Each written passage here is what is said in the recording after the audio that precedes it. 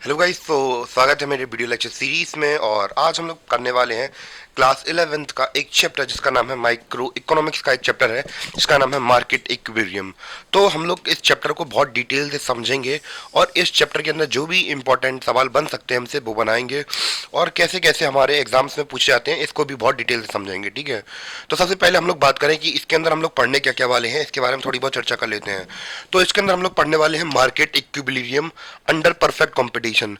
तो market equilibrium तो भैया आपको पता है कि आपने पिछले लेक्चर्स में देखा भी होगा कि एक ऐसी कंडीशन बन जाती है जहां पे मार्केट अपनी जो पोजीशन है वो चेंज नहीं करना चाहता है। इक्विलिब्रियम का मतलब होता है कि एक जगह पे कांस्टेंट हो जाना। ठीक है, तो अब जो मार्केट इक्विलिब्रियम है तो वो कैसा बिहेव करेगा परफेक्ट कंपटीशन के अंदर, प्राइस डिटर्मिनेशन के कैसे कैसे प्राइस डिटर्मिनेशन होती हैं।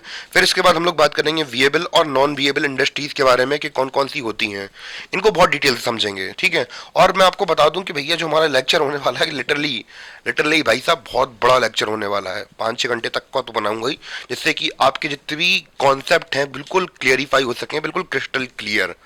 ठीक है, फिर इसके बाद देखेंगे कि भैया हमने पिछले चैप्टर्स में देखा कि जो डिमांड वगैरह डिमांड चेंज होती है तो क्या होता है, सप्लाई चेंज होती है तो क्या होता है। तो अब जब हमने डिमांड देख ली है कि कैसे कैसे चेंज होती है तो उसके हम लोग इफेक्ट पढ़ेंगे कि कैसे कैसे उसके इफेक्ट होते हैं कि जब डिमांड या सप्लाई जब चेंज होती है तब क्या क्या सिचुएशंस बनती हैं और क्या क्या इफेक्ट हमें देखने को मिलते हैं उसके। क्लियर, और भी क्या देखेंगे, एप्लीकेशन देखेंगे, किसके, application of tools of demand and supply. तो डिमांड एंड सप्लाई की कैसे कैसे टूल्स होते हैं, एप्लीकेशन होते हैं उनके, उनके बारे में बात करेंगे। और लास्ट में हम लोग कुछ हम लोग बात करें टर्मिनोलॉजीज के बारे में पढ़ेंगे, प्राइस सीलिंग और प्राइस फ्लोर।